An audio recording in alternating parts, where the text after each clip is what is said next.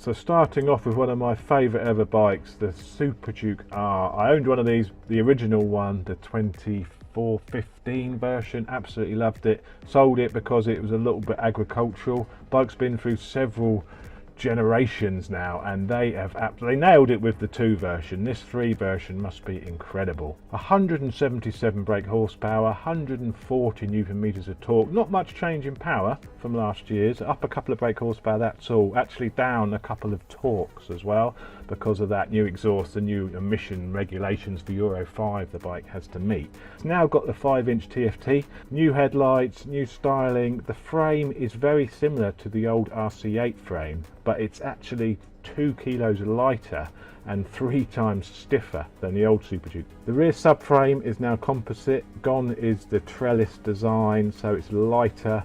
The fuel tank, not only has it gone from plastic to steel, it's also gone from 18 litres to 16 litres.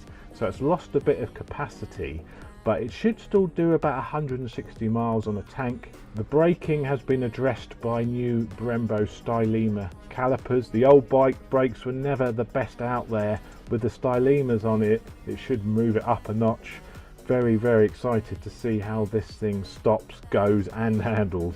The bike has the same IMU, the 9.1 Bosch system. Slight revisions again for this year, just making it work slightly better. The wheelie control, the way the traction control works. It also now has buttons on the switchgear to adjust your traction control on the fly, like the RSV4 and the Tuono does, and also a button whereby you can store your favourite settings. So perhaps a button you can program to be wheelie control off. Very nice. I think the aim for this bike for this year is to tighten it all up, because it was always never the sharpest handling bike. It was a beautiful bike to ride, but it wasn't quite as sharp as the likes of the Tuono. So hopefully now this has brought that whole package together, made it tighter, more performance focused, and very nice to ride. Next up, sticking with KTM, we have the new Duke 890R. This thing could be amazing. The old 790 Duke was a fantastic bike, very, very precise, a really lovely ride on the road, but it was let down a little bit by poor suspension and cheap brakes.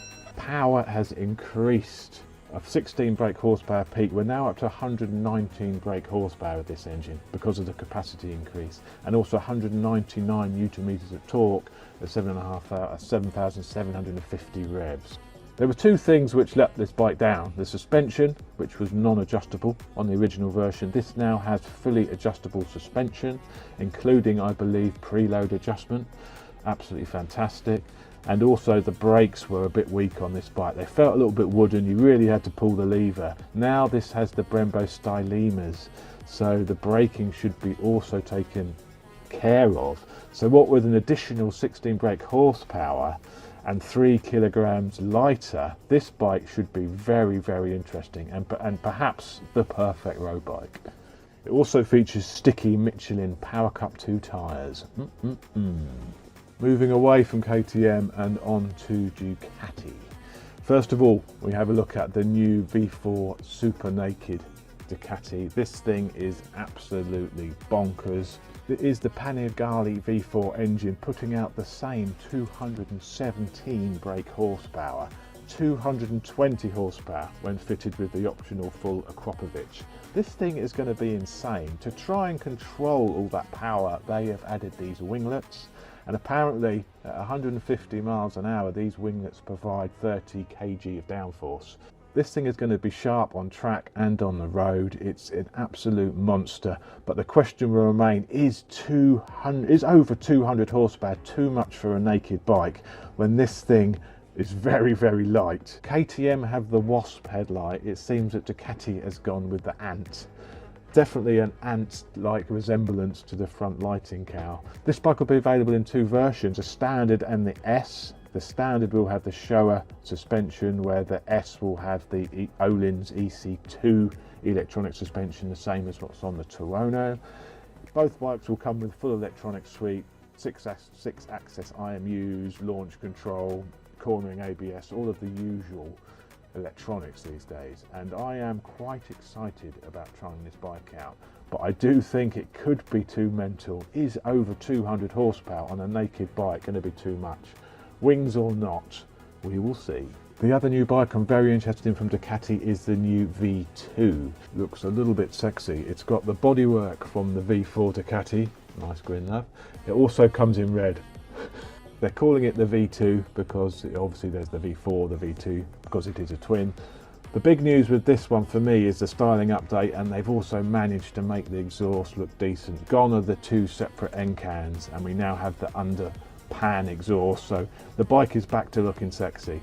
This is going to be a fantastic bike. You know, that power on the road is the perfect road bike. So I'm really going to need to make sure I get my arse on one of these next year and test it out, because it looks rather sexy.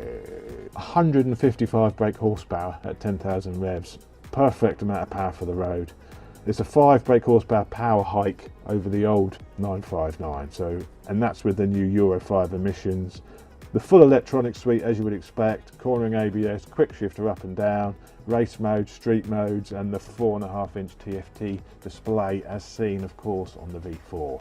An excellent bike, can't wait to test it. Moving on to the Aprilia stand, what have Aprilia got in store for us? Well, the RR RSV4 now has wings, now comes with wings and a rather sexy paint scheme, but I don't recommend riding it in red high heels. The RSV4 factory now comes with the Öhlins EC2 suspension, like on the Tuono, but still we've got no facelift of those lights. We've still got halogen lights on these bikes.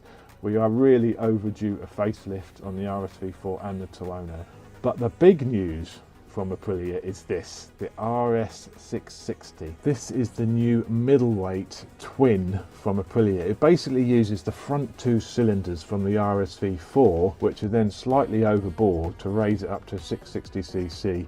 It makes 98 brake horsepower, which for a twin is actually class leading when you consider the MT-07 only makes 74 brake horsepower. No news on the weight of this yet, but it's going to be around the 180 kilo mark.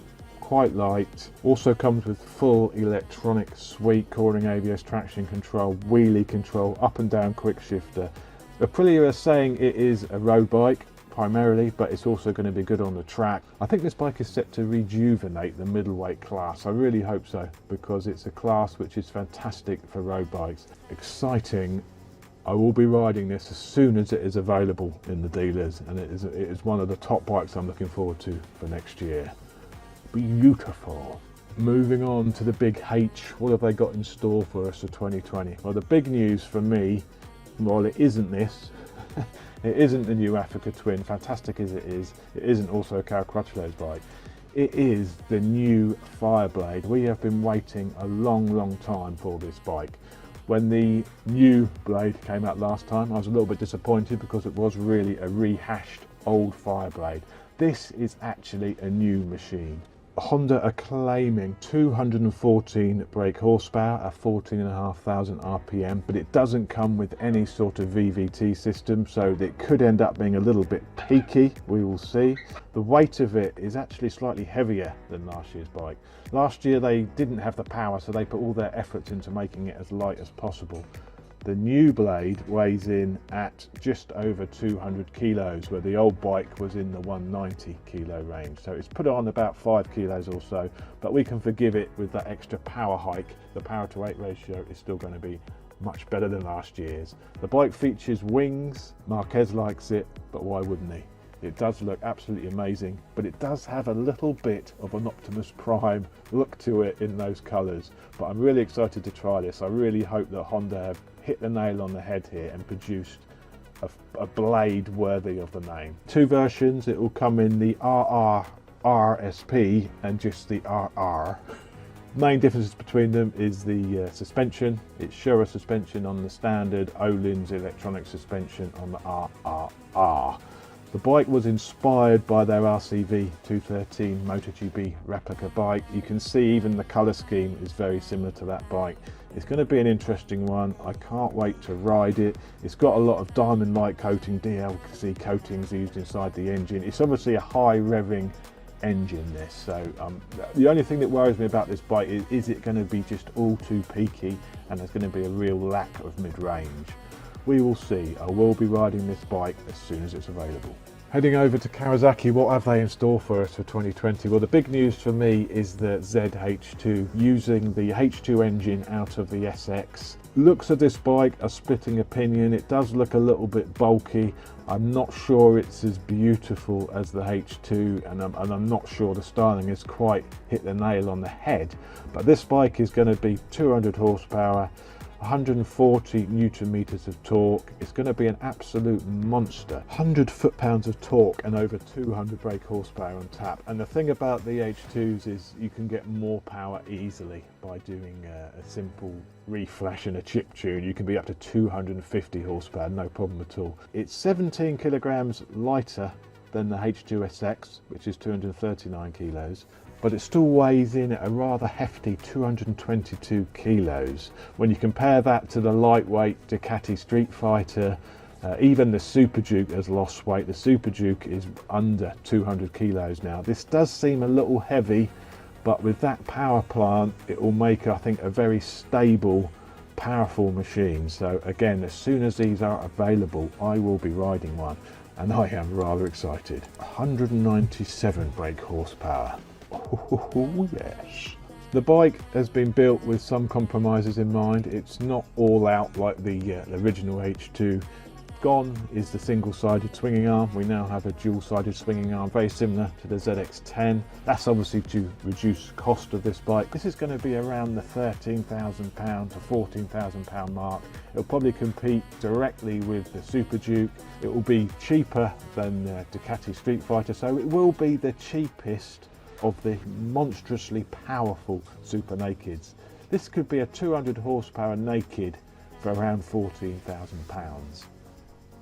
Well, there we go. I hope you've enjoyed my little preview of the bikes which are coming in 2020. It's not all of the new bikes which are coming out, it's ones I'm most interested in. If there's any I've missed which you want to see, let me know in the comments below and I'll see if I can do a preview feature of it. But thanks for watching. If you're not already subscribed to my channel, please subscribe. I will be ride reviewing all of these bikes and perhaps even purchasing one of these new machines for the garage to see what I like to live with over a longer period, because I do have an itch for a new motorcycle. So thanks for watching. I'll speak to you soon.